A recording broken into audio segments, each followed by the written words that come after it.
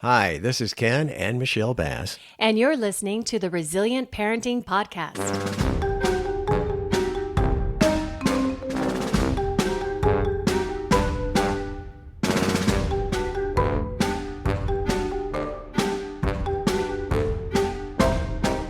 Well, here we are again talking about what's coming up. Kind of, sort of, because we have another episode. In the can, ready to go. In the can? That's what they say in the recording world. You got it in the can, ready to go. I don't mean like the bathroom can. I mean like... Because that's where I went. It's like they put movies in cans. You know, you got this in the cans, ready to go. Okay, well, I guess I don't speak that language, so... So you're telling me to can it? Oh, for years. For years I've been telling you to can it. Well, there's something we really haven't been telling you very much lately we probably need to remind you about. Yeah, so there are ways that you can keep up with us. We have a couple of different ways to do that. We have the Facebook page, the Resilient Parenting Facebook group. Mm-hmm. We have a lot of different resources we share there. You'll be the first to know when an episode comes available, and then resources throughout the state of Idaho. If we hear about it, we'll post it there. And then we also have the Instagram page, again, the Resilient Parenting Podcast. And I'd just like to say that today's episode is a little different, and I'm super excited about this. Let us know what you think. We have a special guest, and we literally joined them in their dining room, and it was fabulous, and we'd like to do more of this. So let us know what you think, and if there's someone that you have in mind that we could talk with, definitely let us know that as well. Right. We didn't have anything to eat. We didn't have anything to eat. We joined them in the dinner in the dining room, but we didn't go there to eat. We went there to talk and to get to know her, and she's lovely. That's true. Okay. I fed you later. Okay. Speaking of later, it's sooner. And it's now. It's now, Ken. Okay. It's time. Okay. You're such a dork.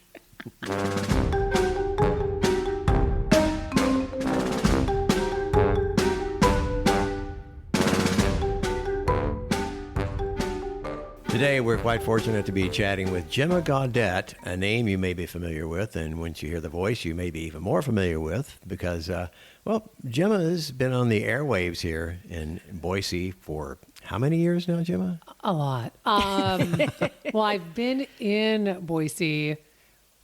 I moved here in 1999. Mm-hmm. So 27 years, you have to take 2 years off because I did leave. I mean, my plan was to only be here 2 years. Mm-hmm. So I like to tell people I left for 2 years. Yeah. Because I went to Tampa, Florida as a television news anchor. Right. But then came back. So, going on 30 years. Yeah. And then we're you so were on glad you Channel came 12 back. as a news anchor for a Yeah, while. we started at Fox 12. Mm-hmm. Fox 12, News at 9. It's about time. Mm-hmm. Yep.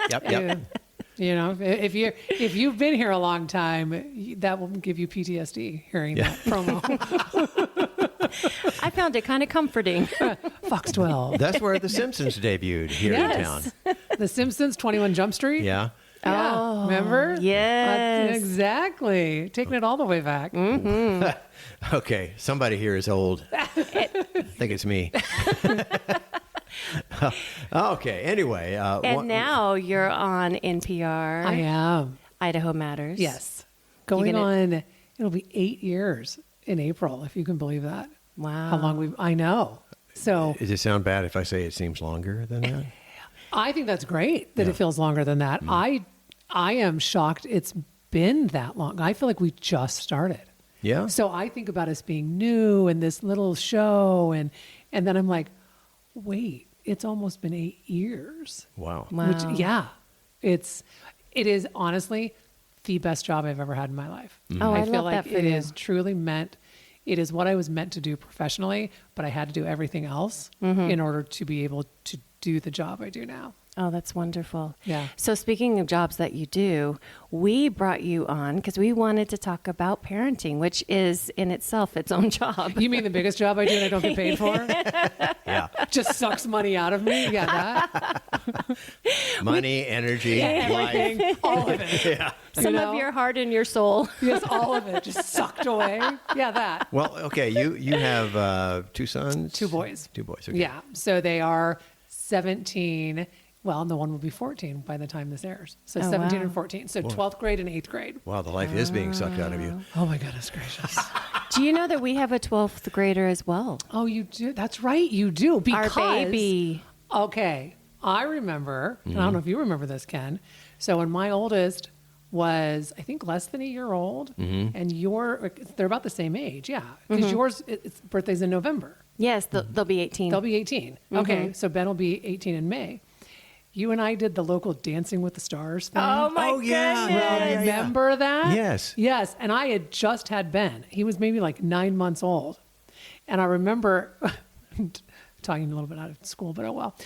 The night of the event, I'm at this table, and there was a number of older gentlemen at the table who had paid to be there, right? They're with their wives. And they were asking me like what I did. And at the time, I actually had not gone back into broadcasting, was just doing a lot of kind of contract work and stuff like that, kind of trying to figure out motherhood and work and all of that. And this older man goes, well, good, because that's where mothers belong, in the home with their children. And I remember just looking right at him. And I said, oh, well, I won't be in the home forever with them. Oh. Yeah. I won't be in the home forever, but you look like you may be going in the home soon. So that is why I remember we have children the same age because of that. Yeah. Wow. Okay. I know. This is, well, and your oldest is a senior, which is a big deal, the first one. And this is our youngest. So it's so the it's a whole last different one. thing. Yeah, we're in different, experiencing the same thing, but at different stages. So that's interesting.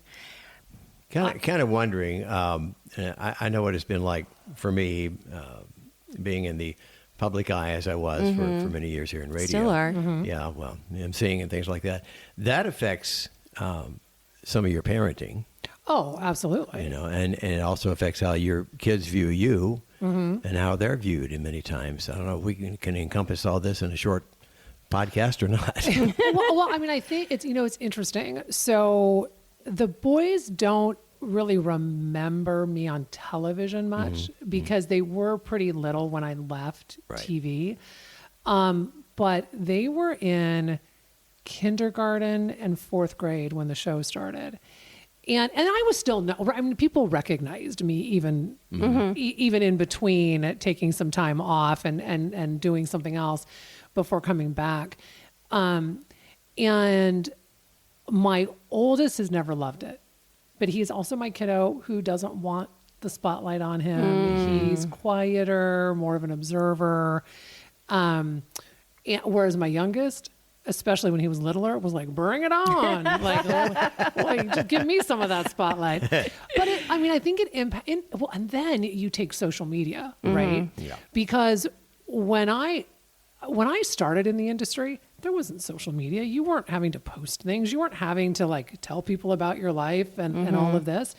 And I very vividly remember, kind of being told whatever TV station it was, you really need to post more about your life. And I'm like, well, all right, but I'm not posting about my kids. I'm not, you're not going to know all about my children. Right. Right. I do post about my kids. If you follow, you do know that, but they also put parameters around it. They're at an age where they have to, I have to get their permission. Oh, yes. If I'm going to put something on there. And I think that's only fair, right? Because this is what I do. This is not what they do. They are not in the public eye. This is not what they signed up for. And they need to be able to have some anonymity. With that said, there are very funny moments about it because a lot of their teachers listen to the show. So some of the stuff that happens is pretty darn funny. And so my kids don't have the same last name as me. I never changed my name when I got married. Okay. And so last year, my oldest comes home and he's like, Mom, there's actually a kid in my school that listens to your show. And I'm like, what? And he's like, I know. I mean, it's for old people. I don't even know why he'd be listening. And I was like, well, how do you know he's listening. Like, how did this even come up? And he's like, well, we had to like fill out this form. We were in AP biology and we had to fill out this form. And it was for like, I think AP credit or something. And he's like, so I'm like on the computer, I'm putting your name in. And he looks over and he was like, your mom's Gemma Gaudette? And he was like, yeah. Here it goes. Yeah. And so then he was like, I love Idaho Matters. I listen all the time. I mean, the only one I don't like is that Wednesday one with that doctor. I mean, but I like all the rest. And I'm like, well, isn't he misinformed? But then there have been other times where like we've gone to back to school nights, and especially since my oldest has been in high school, because you know, once they're in high school, you're not as involved, right? You really take a step back. You're not at the school, all of that. So the only times you really see their teachers are on this back to school night. And I cannot tell you, and this happens every year, every single year, a teacher will be like, you're Gemma Gaudette. I listen to your show. And they'll do it in front of all these other parents. And this one time it happened, I think Ben's sophomore year. And this one teacher, and she was so excited, and you only have like 6 or 7 minutes in each of these classes before you have to switch. And I finally just said, so for tonight, I'm Ben's mom. Like I'm just Ben's mom. Well, then the other day, she's since retired, and she came as a substitute teacher. And Ben said, she walked in, the first thing she said was, how's Gemma Gaudette? And he goes, and she did it in front of the whole class, Mom. Isn't that funny how it's always your full name? Always. Right. It's the same with Ken. It's Ken Bass. Ken Bass. Yeah. Whereas, there aren't many Gemmas, so but still. So it's, they've learned to, I think, kind of not embrace it, but to know it's part of the whole thing. I mean, they've been around it their whole lives. They've adjusted. Yes. I don't think it's going to do any lasting damage. We'll see. Other things I've done will, but I don't know if that will. Yeah. So, thinking about things that you've done well and lessons learned, what have been some things that have surprised you about parenting?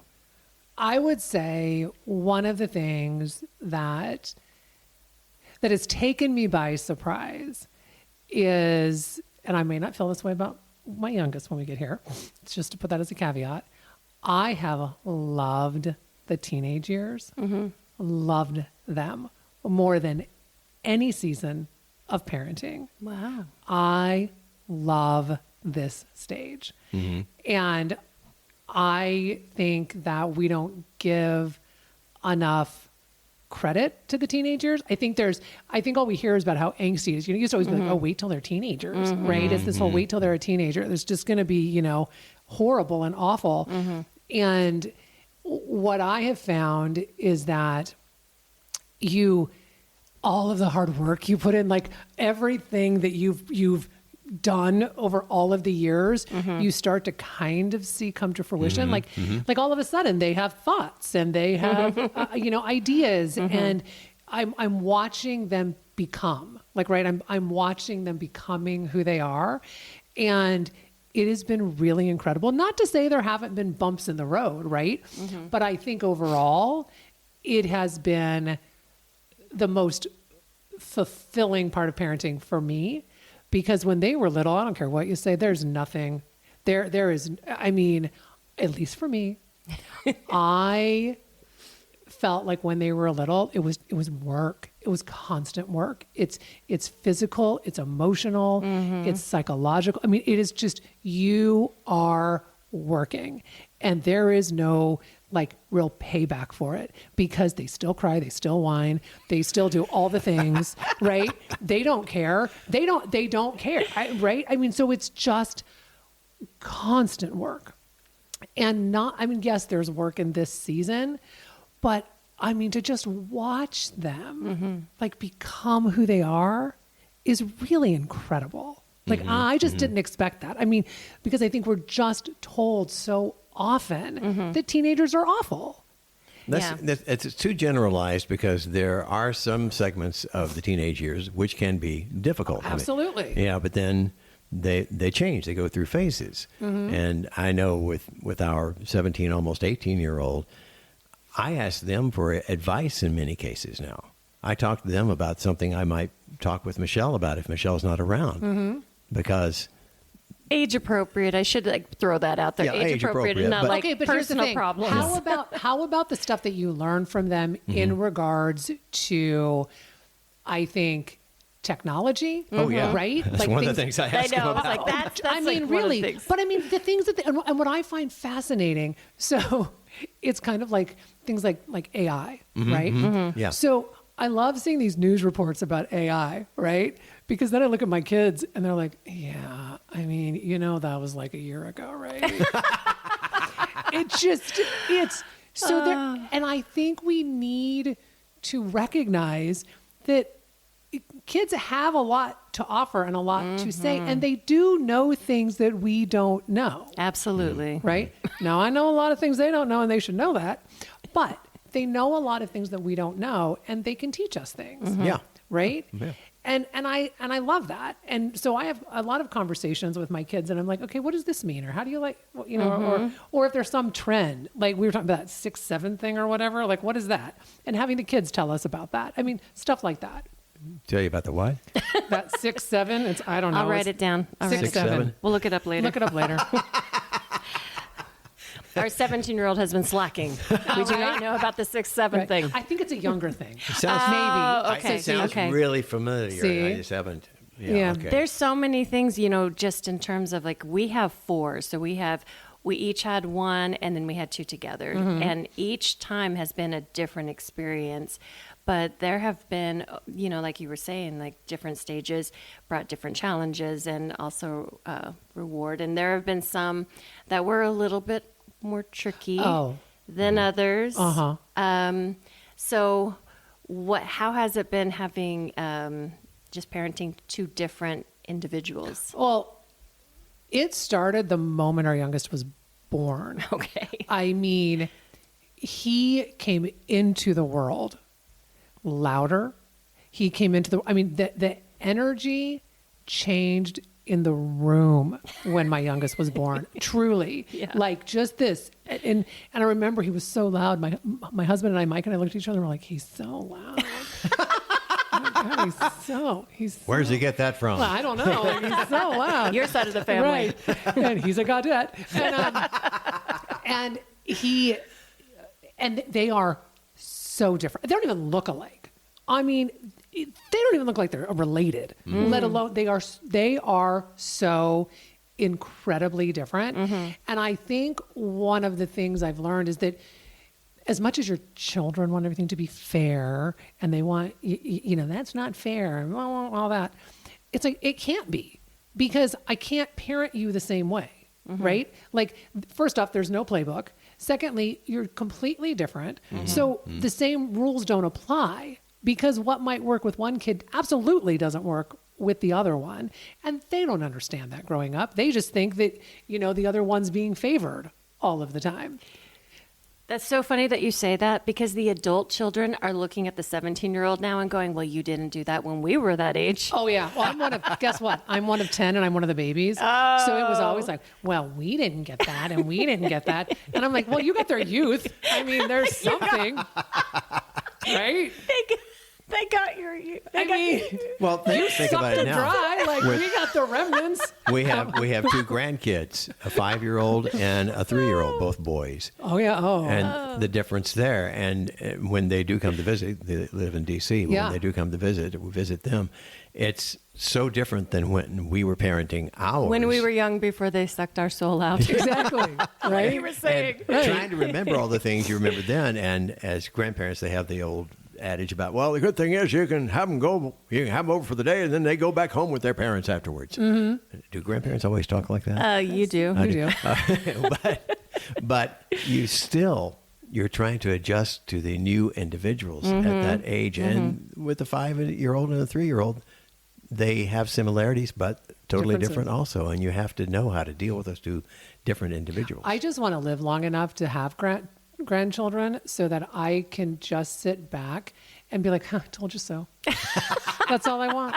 That's all you want. I mean, I really do. I just want to be Goals. like, yeah, comeuppance. Yeah, that's right. Karma, kids. But in all seriousness, you ask about challenges. I do think, so our youngest, and he's fine if I say this because he talks about it himself, he has ADHD. And he was diagnosed when he was in the 2nd grade. And ADHD, it presents in many different ways, right? And for him, it's been, yes, I mean, the inattention to detail, things like that. But also, like, we always have that fight or flight. Mm-hmm. Well, our oldest flight, our youngest is a honey badger. It is fight, fight, fight. And but it's also just part of his personality is that he is more confrontational. I mean, he's more argumentative. That is how he's been, and that is his dad's side because, lawyer. Like, those Now you things know. happen. Now you know. And so I would say my older is, I mean, yes, he'll challenge me, but it's that, I don't want to say he's more compliant.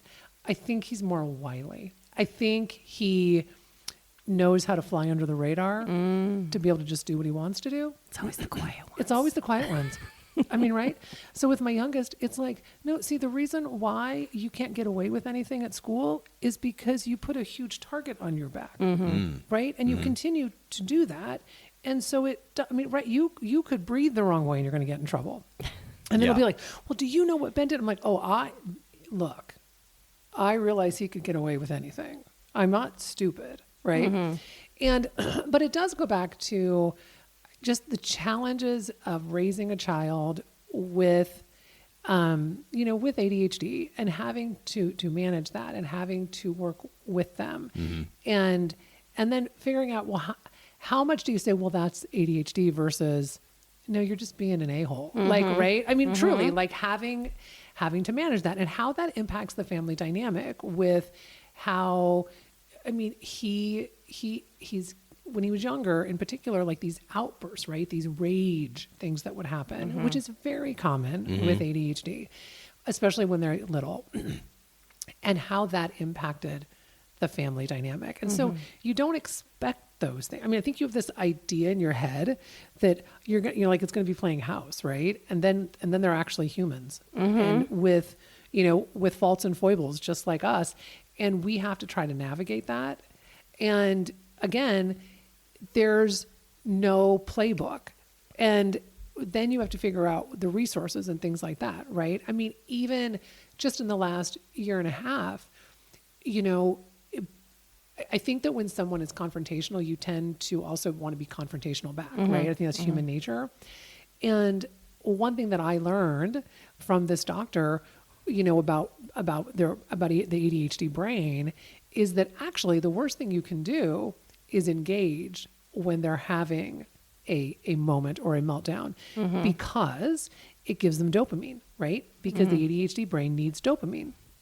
And so they're going to keep raging at you. They're going to keep fighting with you because you're giving them that dopamine hit over and over and over. And I was like, so what you need to do, and what you really don't want to do in the moment because you want to yell back, is to like be calm and to not raise your voice and to just like really not engage at all. And that has been a whole learning thing for me. And then to have my husband come on board with that, right? To be like, okay, don't, you need to do this. Have our oldest one come on board with that. Because then it almost feels like you're giving this child a pass. But if you do that, the moment passes faster. They regulate, and then you can have a conversation. Absolutely. And I remember learning this literally a year ago and being like, why didn't anybody tell me about this when he was 7? I mean, y'all knew this. How come you're not telling the parents? And this is one of the reasons why we have this podcast. Right. But I mean, but seriously, it's like, you are the medical professionals. Why did you not tell us this piece of information? Yeah. Well, some of this has changed, and full disclosure, our 40-year-old from my first marriage had ADHD. Well, still has some ADHD, but he went through the younger stages like your youngest. And think about how many years ago that was. Oh, I can't even imagine. And they've made big developments, big strides forward in understanding and treating since then, too. So a lot of stuff was not told to us back then. Right. Well, and think about the fact, too, that I'm sure when your oldest was growing up, that it was like, oh, he's a problem, right? He's a problem child. Oh, he can't do this. He can't do that. And he's disruptive in class. And it's all of these things. And having no real empathy for it. Because I do think with ADHD, the thing is too, is that it's a hidden disability. Absolutely. You can't see it. So because you can't see it, there are assumptions that are made about these kids. Whereas I'm like, if they were in a wheelchair, Exactly. you would 100% give them the accommodations. There would be no question about it. But those hidden disabilities, you don't see. And so there's this advocating that you have to do for your children to get people to believe you, right?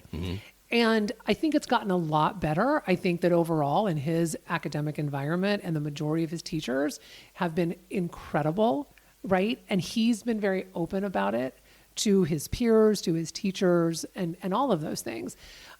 But it has been such a learning curve. And I think I have made many mistakes, and I have not been my best self at all when it comes to raising this child. And because it's hard. I mean, it's hard when everything's pretty smooth. So then you put something like that in. Absolutely. And then you feel like, not only do you feel like you're a horrible parent and there's no support, you feel like nobody else is going through anything like this. Because especially then, if you're scrolling on, social media, we only all put our best stuff out there, right? And so then you feel even more isolated. So when I really kind of started talking to some of my close girlfriends about, it changed the conversation. It changed, like, knowing that it was like, oh, we've gone through this, and maybe it wasn't the exact same issue, but to know that it was like, oh, we're all suffering in silence. And these are some of my best friends. And so we have to talk about this, right? And to know that, because we're going to get through it, we'll get on the other side of this, and the kid's going to be fine. Yeah. But it is, it's trudging through the fire to get to the other side with them. And something that we had talked about before we started recording was the feeling of isolation in parenting. Oh, yeah. And then, across the state of Idaho in different areas, especially in those rural areas where there aren't a lot of resources and a lot of folks are really isolated, it's even more important to find those resources, to find those connections with folks that understand. So what would you say to people who are listening right now who maybe are feeling that exact feeling, or maybe they're, regardless, maybe they're having some struggles with their child, what they thought that the experience was going to be versus the reality? What would you say? If you're actually worried that you're not a good parent, I think it means you're probably a fairly decent parent. Yeah, absolutely. Right? If you are thinking about that. So I would say this. One thing that I think that truly saved my life, saved my sanity, was when I had Ben, and I believe St. Luke still has this, they had this new moms group for new moms. And it's like a support group, and you met once a week in this old dilapidated house on State Street. It's now since been moved. And it was so funny because I think I was really struggling as a new parent for numerous reasons. But I think one of the biggest ones is I was in my 30s when I had my first child. And I'd had this whole career. I had had this whole life. And I vividly remember sitting at home with this tiny baby. And it was like, oh my God, is this the rest of my life for the next 18 years? I'm just going to sit here. Like, what have I done? What have I done? I can't give him back. Because that'd look really bad. You could try, but that'd be really bad. And thinking first off that they next 18 years, and now here we are, and I'm like, can we just go back? And my husband coming home one day from work, and he goes, why don't you go to that new moms group, like at St. Luke's? And I was like, I am not going to that new moms group. First off, I am 36 years old. Do you realize that probably everyone in that new moms group is 20? We live in Idaho. Like, I am not doing that. I am like, that's ridiculous. I'm not doing that. And he was like, just go. Just try it. So I'm like, fine. And I went and I walked in there, and I don't know what it was about this in particular group of women. Every single one of us were either in our 30s or 40s. Oh. New moms. Wow. And all the babies have to be born within like a 8-week period or something like that. So all the babies were born sometime in April to June. Like that's what it was. It was a very short window. Qualifying time. Yes, Okay. qualifying time, right? And we'd all had these careers. I mean, and now we're all sitting there literally like, what do we do? What did we do? And being in that room, I mean, so every week, and it's like about, I think it was maybe like an 8 or 10 week program. And then we all kept meeting throughout the summer, right? I mean, we've now become the OG menopausal group. That's right. I'm not even joking. That's what it says in my text chain. But the fact that these women are still in my life, but when I say that they saved my life, I mean, it's true because I'm going to get all teary eyed. It's hard. You know? Yeah. It's really, really hard. And you feel so isolated. And so the fact that like there are these women who were going through the exact same thing and we could sit there and be completely honest. Yeah. That was the thing. To be like, oh, your kid's not sleeping? Okay, great. Oh, this sucks right now, right? I mean, just to be able to say like, this sucks. This is hard. This is not what I expected, right?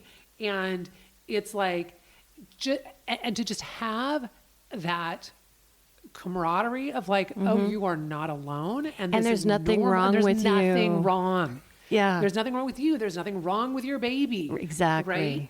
And even like whether you were breastfeeding or formula feeding or any of those things, it was so incredibly supportive. So I would say to women, to moms, get yourself some other moms, right? Okay. Yeah. Somehow find a support group, even if you live somewhere rural and it's just you. I mean, you've got through Facebook, there's got to be something through social media where you can find a community. Yeah. Because I think that is critically important is a community. And also put down the baby books, put down. Just put down. Just put them down. Put them down. Just because do here's the thing that I learned too in that group, and we would joke that it was like, maybe these 20-somethings have something on us because they're not reading these books. they're not reading the what to expect when you're expecting or what to expect the first year or don't give them this or don't give them that. Read that. I mean, look, read that. they're read just that. trying to survive. Right. Exactly. They don't have the luxury of buying the books and reading the books. So they're just raising their kids, right? We're obsessing over everything. I mean, truly. Yeah. So in a way, it's like, get off the internet, stop Googling things. Like, I mean, if there's a serious issue, do that. But, and just stop. Like, take a pause, find your people, and really put all of those books that are on your nightstand that are all about raising kids and put them aside. I mean, even now, I have so many books on my nightstand that are about the middle school years, about this. And I'm like, I can't. Raising boys. Right, raising boys. And I'm like, I cannot. I just cannot.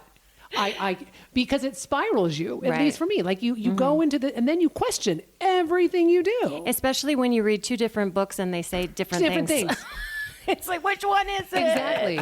So no, and truly, I think it's even if it's just one other person that can look at you and say, this is normal, this is okay, and this will pass. This will pass. This will pass. Like these seasons are so short. And I think that was the thing with my oldest was I felt like, especially in that, as a baby, that you're like, oh God, is this going to is he going to sleep through the night? Is it this? Is it that? Right? It's all of you're questioning all of the time and you feel like it's never going to change. And then as they start getting older, you realize like once you feel like you have it down, then they change, then it all changes. Then you can throw that all out the window and start over from scratch. Right.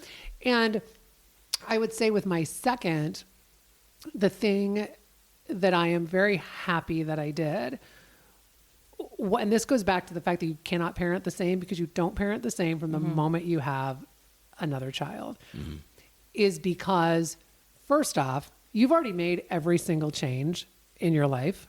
This is why I tell people all the time when they're contemplating having another child. Is I'm like, so, I mean, really, all you have to do is like throw some more, broth in the bowl. Like you have changed. You have made every single change that you are going to make because you're already parents. So you've already done that.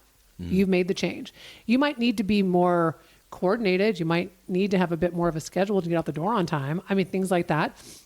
But you have made every fundamental change. So all you're doing is adding another person. I mean, that's all you're doing. And it might sound daunting, but then what I noticed was with my youngest, everything is like the last, right? So even when he was a baby, and I'll tell you what, my oldest did sleep through the night at 12 weeks. My youngest, he's finally sleeping through the night. Or is he? Or is he? No, really, are you? Yeah, no, I mean, seriously. But the thing is that, I mean, he was more colicky, things like that. It didn't bother me as much in the sense that I'm like, well, I know this is going to pass. Like I mean, he's going to get to one. I mean, this will change. I mean, he's even things like potty training, right? I remember being like with our oldest, like, oh, potty training. And then finally like, he's not going to go to kindergarten, not potty trained, whatever. Our oldest too had a passy, took a pacifier and all the judgment on that one. And I got to this point, we had weaned him off his pacifier. And then he got an infection. Long story short, ended up having to have a hospital stay at 11 months old. And the only thing he wanted was his passy. And I'm like, well, of course I'm going to give him his passy. We're in the hospital. He's 11 months old. Right. And so then he was attached to that sucker again after that. I remember looking at my husband and I go, so I'm never weaning a kid off a pacifier again. I don't care. Like, I'm done. Like, again, he's not going to go to kindergarten with this thing. And so then what we started doing is we just put rules around it. Like by the time he was 2, it was like, you can't have it. You can only have it in your room and you can have it in the car. So he knew. Yeah. If he wanted his passy, you'd find him up in his room with his pass. Whatevs. Like, and then he didn't go to kindergarten with a pacifier. Okay. And he was potty trained. Win-win. Right. So it is. It's like, but I to this day, even though Joey is my one that has ADHD and I think in a lot of ways has been more challenging, I do not worry about him in the way I worry about my oldest. And and there's nothing to be concerned about with my oldest. Right. I think it is because they are your first. And so everything they do is the first time you're doing it as a parent. Yeah. So again, it's like, am I doing it right? Am I giving him all of the information? I think about him going to college in the fall. And I mean, first off, I already cried. Don't even get me started on that one. But We won't talk about that one because I'll cry with you. oh my God. But I'm like, okay, so I think you know how to do laundry. Okay. Do you know how to feed yourself? Which he does. I mean, it's all of the things that you think about that I'm like, I'm going to have to leave you. And do you know how to do these things, right? Even like when he started high school, I was like, is he going to have friends? Is he going to? And now with my youngest, I'm like, oh, he's going to be fine. I'm always like, he's fine. He's fine. And I think it's because you've done it before. So there's an ease, even if they're your more challenging child, that I have found that I have in parenting. So I am not the same parent. They are not getting the same parents. They are not having the same parental experience. And I think you have to become okay with that as a parent, right? And things aren't fair. Things are never going to be fair. And guess what? That's just not in this house. I was like, that's just life. That's life, kids. Yeah. Right? For sure. So yeah. Wow. That was a lot. I know. It was so relatable. And we really appreciate you sharing your story with us. Absolutely. Yeah. And just in case you're just now starting to listen to the podcast and you're going, I know that voice. Gemma Gaudette from NPR, KBS X was doing the podcast with us today. That's who you've been listening to, talking about real life and kids, being a parent. Parenting. Yeah. someday being able to be a grandparent and say, I told you so. I can't wait. I seriously can't wait. And my husband always says, he's like, you shouldn't wish upon them what we've gone through. I go, oh, I do. I do. Tenfold. But I do. Enter evil laugh. And I can't wait to just say, yeah, I told you so. Oh, you thought you had all the answers? Mm-hmm. Uh-huh. That's what I'm living for. Thank you so much, Gemma. My Thank pleasure. you.